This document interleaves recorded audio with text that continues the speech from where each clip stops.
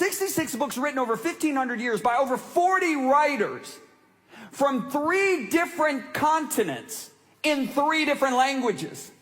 Many of these writers don't even live in the same generation. Many of them don't even know what the other guys wrote, yet you put the whole thing together and you get this perfectly harmonized book called the Bible. Come on, what are the chances of that? That's like going back to 5:16, pick out a guy, say, write a chapter.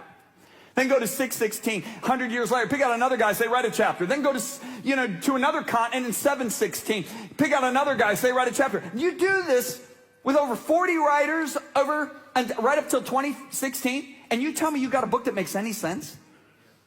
But to even sweeten the deal more, if you look at the Old Testament, 39 books written over the course of 1,100 years, with the last book of the Old Testament written 400 years before Jesus was even born.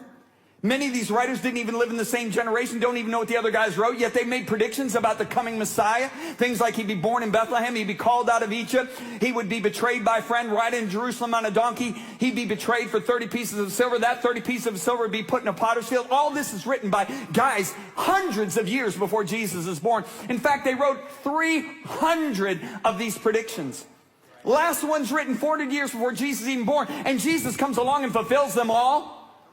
What are the chances?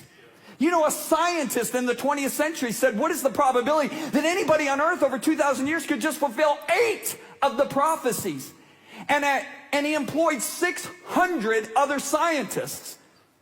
And after hours of research, they determined the chances that any human being on earth could fulfill just 8 of the 300 was 1 in 10 to the 17th power. That is a 1 with 17 zeros behind it. If I had that many silver dollars, I would cover the entire state of Texas 2 feet deep with silver dollars.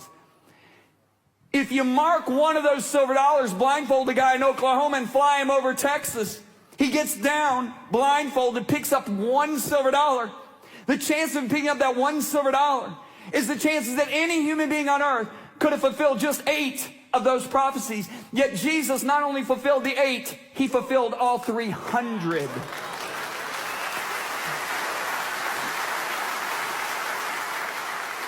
You know, that scientist said, what about 48 prophecies?